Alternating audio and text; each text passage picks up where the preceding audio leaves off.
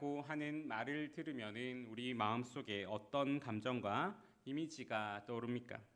가족이라는 말을 들으면은 많은 사람들이 따뜻함과 안정감, 혹은 추억과 향수를 떠올리게 됩니다. 부모와 자녀가 함께 모여서 웃고 떠드는 그 풍경과, 그리고 명절에 가족들끼리 모여서 시끌벅적하게 나누는 음식과 대화, 그리고 가족끼리의 추억이 담긴 그 여행 등이 그러한 예가 될 수 있습니다. 이런 이미지들은 우리 마음속 깊이 각인된 안전하고 편안한 가족을 떠오르게 합니다. 특히 부모님이 베푼 무조건적인 사랑과 보살핌, 그리고 형제 간의 유대감, 그리고 집이라는 울타리가 주는 보호감, 이것은 사회적 심리적으로 사람들에게 안정과 그리고 소속감을 부여하게 됩니다. 그런데 우리가 막상 그 가족 안에 있다 보면은 꼭 가족에서 이러한 긍정적인 경험만을 하는 것은 아닙니다. 가족 내의 갈등이나 상처가 깊은 경우 가족이라는 말이 아픈 기억과 마음의 짐을 불러오게 하는 경우가 될 수도 있습니다. 때로는 부모의 지나친 통제나 형제 간 경쟁, 혹은 경제적인 문제나 심리적, 정서적 폭력 등으로 인하여서 가족이 안전지대가 되지 못하는 현실을 겪기도 합니다. 이처럼 상반된 감정이 가족이라는 단어 안에 공존하게 되는 이유는 아마 하나님이 만드신 가정의 모습과 질서가 있고, 그리고 그것을 이루는 것이 바로 죄인된 인간이 그것을 이루어가기 때문일 것입니다. 더욱이 현대사회에서 가족은 점점 그 중요성과 의미를 잃어가고 있습니다. 개인주의가 팽배해지면서 가족 안에서 서로에게 책임이 있는가라고 하는 물음이 이제는 제기되는 시대입니다. 실제로 많은 가정이 시간적 부족, 재정적 압박, 소통의 문제, 세대 갈등 등으로 그 가족의 의미가 상실되어 가고 있습니다. 그래서 나는 혼자 살아도 괜찮다. 나는 가정이 필요 없다. 그리고 나는 가정을 꾸리지 않을 것이다 라고 말하는 사람도 적지 않게 나오고 있습니다.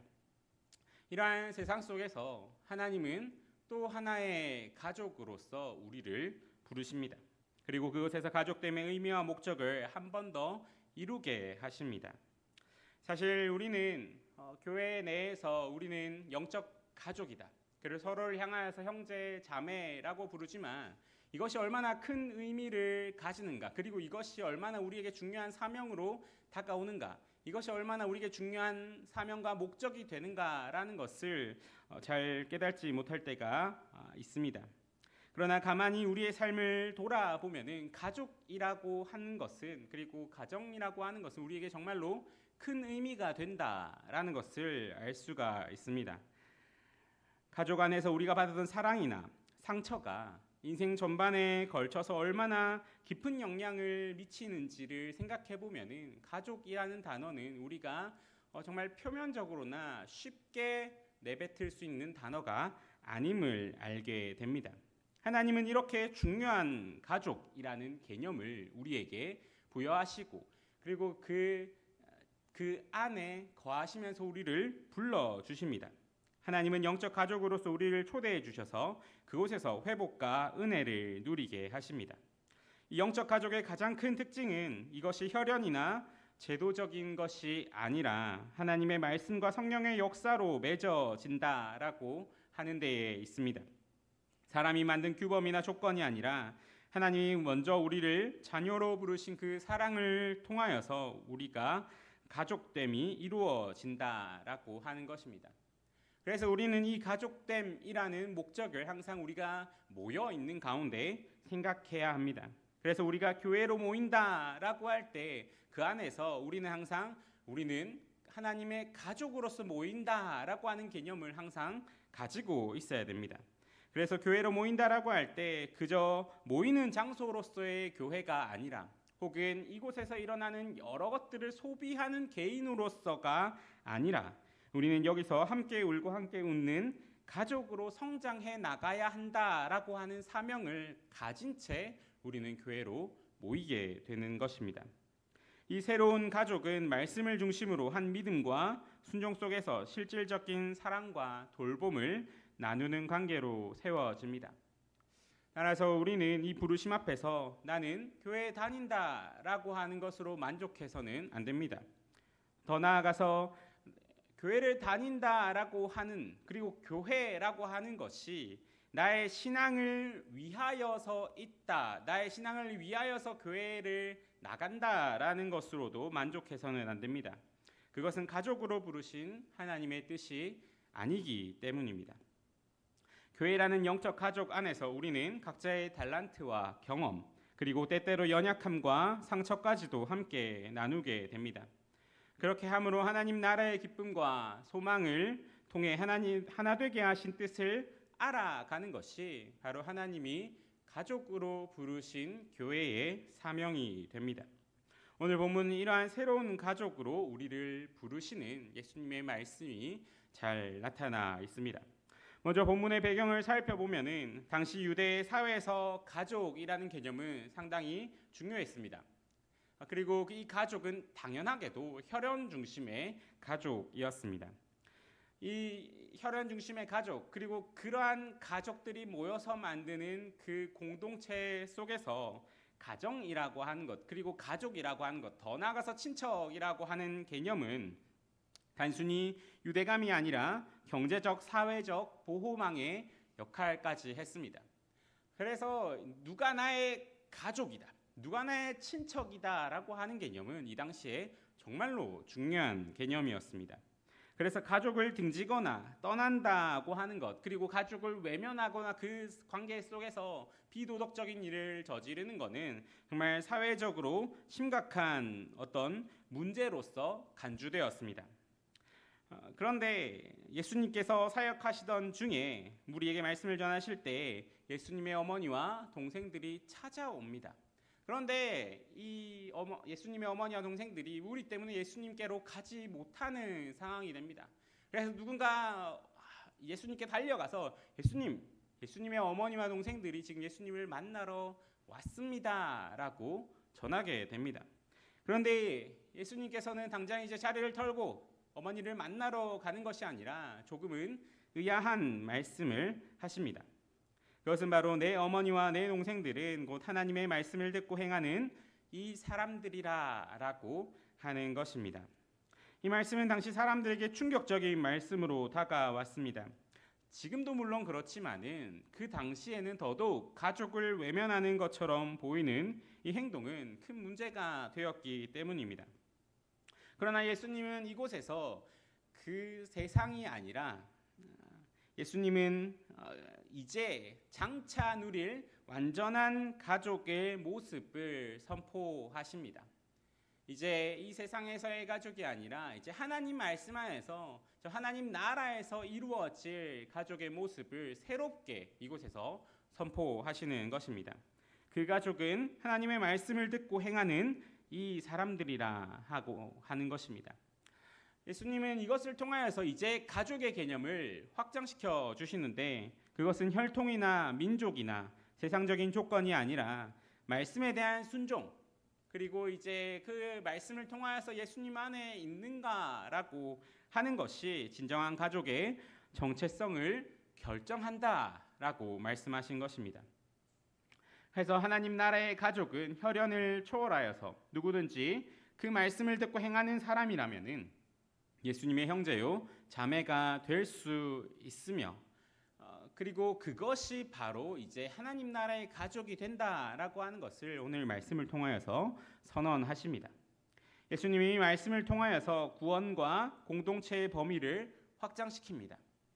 이전에 있었던 그 혈연 중심의 가족을 넘어서서 유대인이나 이방인이나 남자나 여자나 종이나 자유인 할 것 없이 오직 하나님의 말씀을 중심으로써 이제 가족됨, 그리고 가족 간에 누리는 그 사랑과 유대감을 누리게 하시는 것입니다. 이제 이 말씀을 우리에게 한번 적용해 봅시다. 이제 우리도 가족이 된다. 우리가 교회로서 살아갈 때 우리가 하나님의 가족, 예수님의 가족으로서 이곳에 모이게 된다라고 하는 것은 무엇을 의미하겠습니까? 우리는 먼저 가족이기 때문에 주어지는 의무가 있다라고 하는 것을 생각해 보아야 합니다. 우리가 가족이다라고 할 때 그것이 주는 무게감을 우리는 느끼고 그 무게감을 실천해야 합니다. 가족이라고 하면 가장 먼저 떠오르는 이미지는 서로 돌보고 아껴주는 모습입니다. 영적 가족인 교회도 마찬가지입니다.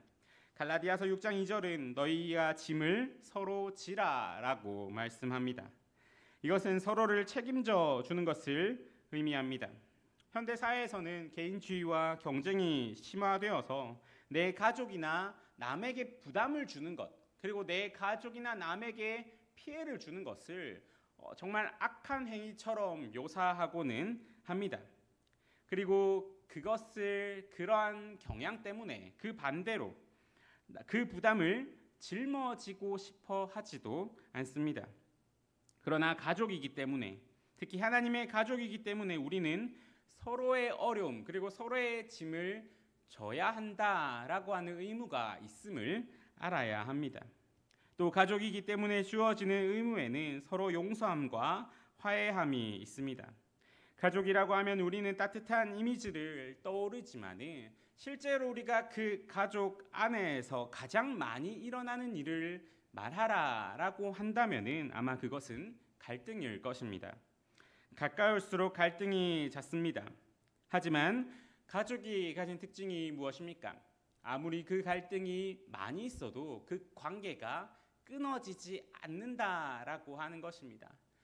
요즘 세상에서는 친구들끼리 조금만 갈등이 있을 때 관계가 끊어지는 것, 그리고 어떠한 사이여서 그 갈등이 있을 때 정말 애쓰고 노력하고 자신을 굽히어서 화해를 하는 것보다는 너무나 쉽게 그 관계를 끊어내는 모습이 정말 많이 나타나게 됩니다. 하지만 가족 안에서는 그럴 수가 없습니다. 오히려 해결하고 화해하려는 책임이 생기게 되는 것이 바로 가족의 모습입니다. 교회 내 갈등도 마찬가지입니다. 우리는 하나님 안에서 한 가족이기 때문에 갈등을 회피하거나 등 돌리는 대신 끝까지 화해와 용서를 추구해야 합니다. 그것이 바로 가족의 모습이기 때문입니다. 또 가족은 서로 세워주고 양육을 합니다. 가정에서는 부모가 자녀를 그리고 형제가 서로를 양육하고 지지하는 역할을 하게 됩니다. 교회 역시 영적 가족으로서 그 안에서 서로를 세워줌과 양육함이 있어야 합니다. 함께 예배하고 말씀을 공부하며 서로 성장해 가는 것이 영적 가족으로서의 의무입니다.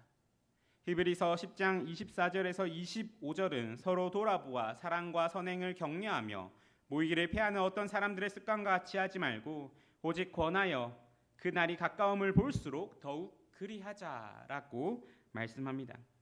말씀으로 가족된 공동체는 말씀으로 자라가고 그 말씀이 명하는 그 바를 이루면서 자라가야 합니다. 교회가 이러한 가족의 모습과 의무들을 감당하지 못하면은 교회는 결국 예배만 드리는 곳으로 전락하고 맙니다. 교회가 영적 가족으로서의 기능을 하지 못하면은 사람들은 주일 예배에만 잠시 모였다가 이 장소에서 함께 예배만 드리고 금방 흩어지는 모습이 되고 맙니다. 그렇다면 우리를 가족으로서의 기능을 하게 하며 가족으로서로 모이게 하는 그 힘을 우리는 어디서 얻을 수 있겠습니까? 예수님은 그 열쇠가 하나님의 말씀을 듣고 행하는 것이다 라고 말씀합니다. 인간적인 사랑과 힘에는 한계가 있습니다. 세상적인 가족에서도 정말로 가족이라고 해서 무조건 잘 돌보고 사랑할 수 있지 않습니다. 혈연적 가족 내에서도 갈등과 상처가 끊이지 않고 그리고 영적인 가족인 교회 내에서도 사람 사이에 문제가 생길 때 쉽게 해결되지 않곤 합니다. 그렇다면 이 어려운 가족의 의무, 이 어려운 가족으로서의 모습을 우리는 어떻게 이루어 갈 수 있겠습니까? 예수님은 그 해답을 말씀에 대한 순종에서 찾으라라고 말씀하십니다. 우리가 말씀을 듣는 것은 단순히 지식이나 어떤 그 교리를 습득하는 것이 아닙니다. 말씀을 묵상하다 보면은 우리는 그 안에 드러난 하나님의 사랑과 성품을 만나게 됩니다. 성경은 창세기부터 요한계시록에 이르기까지 하나님의 거룩하심과 인자하심, 하나님의 공의와 사랑이 어떻게 드러나는지를 우리에게 보여줍니다. 그래서 우리가 말씀을 듣고 그 말씀을 깊이 대할 때에 우리는 인간적인 방식이 아니라 하나님의 방식으로 어떻게 서로를 대할 것인가를 함께 알게 되는 그 지혜를 얻게 됩니다. 하나님이 우리에게 요구하시는 것은 사실 잘 보면은 하나님이 이미 우리에게 주신 것들입니다.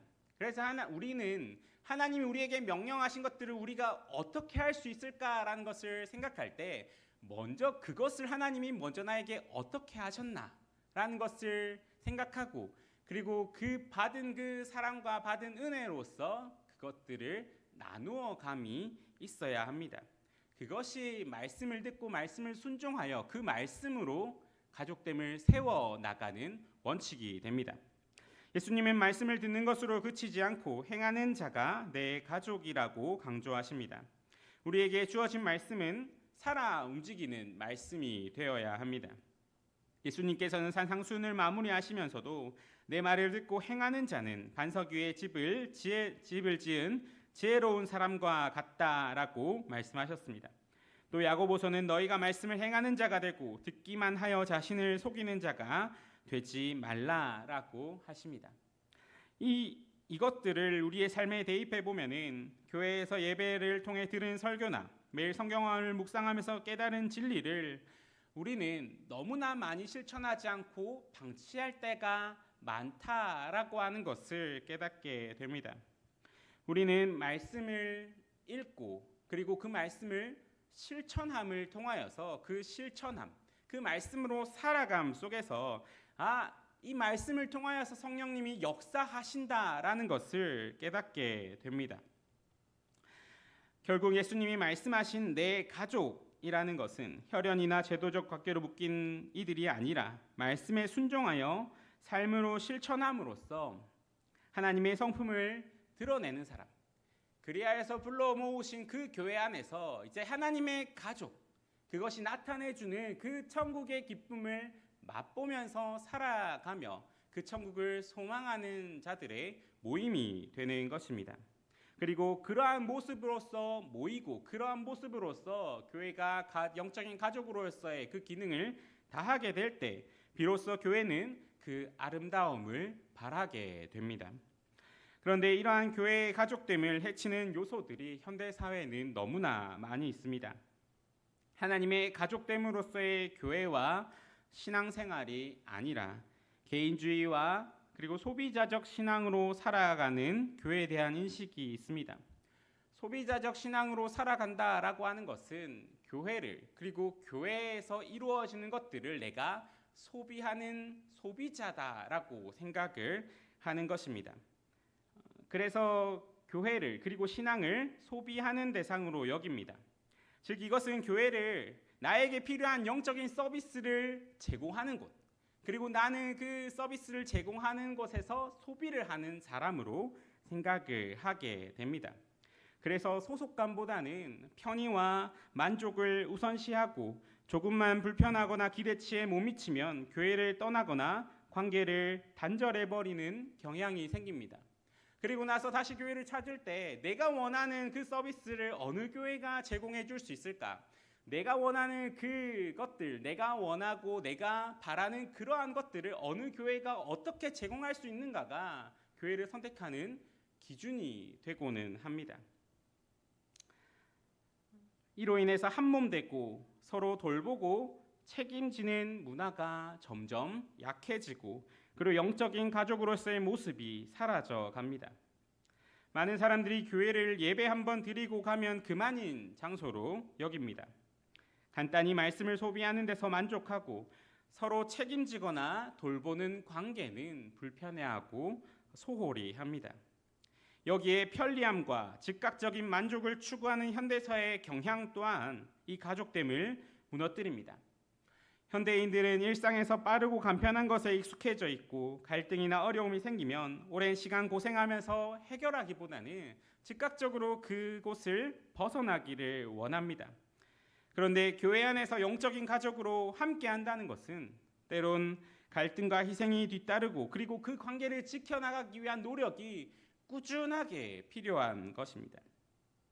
하지만 쉽고 빠른 길을 서로하는 문화 속에서 갈등이 생기면 화해하기보다는 교회를 옮기거나 관계를 끊는 쪽을 선택하곤 합니다. 우리가 분명히 알아야 될 것은 어디를 가든지 우리에게 갈등이 없을 수는 없다라고 하는 것입니다. 그래서 우리는 그 갈등이 있다라고 하는 것 앞에서 우리는 어떻게 그 갈등을 바라보고 어떻게 그 갈등을 해결해야 할까라고 하는 것을 성경이 알려주는 방식으로서 배워야 합니다. 그리하여서 성경이 말씀하시는 대로 그 안에서 점점 지어져 나가고 그 안에서 점점 우리가 없어지고 그 말씀으로서 그것이 해결되는 것들을 한 번, 두 번 체험함으로써 우리는 다시 한번 영적인 가족이 되어가게 됩니다. 또 무관심과 형식적인 교제가 가족됨을 무너뜨리고는 합니다.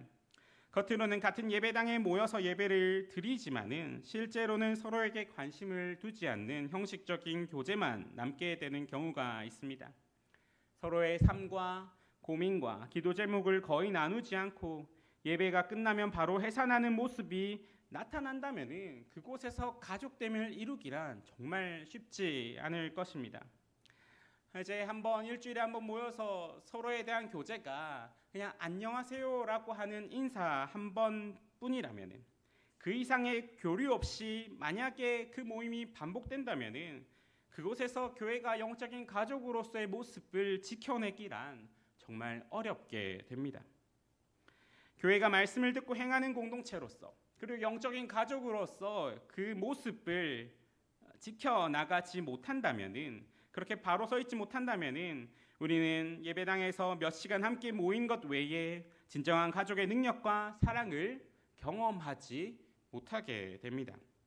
그러나 성경이 제시하는 대로 교회가 말씀을 토대로 서로 돌보고 책임지며 그 말씀을 중심으로 그 가족됨을 이루어 나간다면은 우리는 그 모든 문제 속에서 하나됨과 그리고 하나님이 우리를 한 교회로 부르시고 그 안에서 누리게 하시고 그 안에서 체험하게 하시고 경험하신 것들을 풍성하게 누리며 주님 이곳에서 하나님 나라의 기쁨을 맛봅니다 라고 고백할 수 있게 됩니다.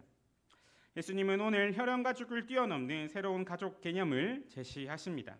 그리고 오늘날 우리는 그 말씀을 통하여서 하나님의 가족됨을 이루고자 하신 아름다운 모습을 이 교회 안에서 이루어야 합니다. 그것은 참 쉽지 않습니다. 그것은 정말로 어려운 길입니다. 하지만 그렇기에 우리는 더욱더 하나님의 가족이라는 말에 알맞게 하나님 안에서 하나 되며 그 말씀을 듣고 행하는 공동체가 되기 위해 힘써야 합니다. 그것은 저절로 되는 것이 아니기 때문입니다. 그것만이 우리로 하나님의 가족됨을 아름다움과 기쁨으로써 누리게 할 수가 있습니다. 하나님께서 우리를 새로운 가족으로 불러주셨습니다. 이제는 세상의 틀과 상처에 얽매이지 말고 예수님의 선언처럼 교회가 진정으로 영적 가족이 되어서 서로를 돌보고 서로의 짐을 지며 세상 가운데 하나님의 사랑을 드러내는 교회가 되기를 간절히 소망합니다. 함께 기도하시겠습니다. 사랑과 은혜가 충만하신 하나님 아버지, 우리를 하나님의 자녀 삼아주시고 한 가족으로 불러주심에 감사드립니다. 우리가 그 부르신 뜻을 따라 교회 안에서 서로 돌보고 책임지며 용서하며 사랑하는 영적 가족이 되게 하여 주시옵소서. 성령 하나님 저희를 붙들어 주시어 더욱 말씀으로 듣고 행하게 하시고 그 말씀 속에서 예수님의 사랑을 보고 배우며 그 사랑을 실천하게 하여 주시옵소서. 그리하여 그 사랑에 더욱 감격하여 더욱더 주 안에 거하게 하시고 그리하여 주님과 동행하며 이곳에서 하나님 나라를 맛보며 그 기쁨을 소망하게 하여 주시옵소서. 언제나 우리와 함께 하시는 예수 그리스도의 이름으로 기도드립니다. 아멘.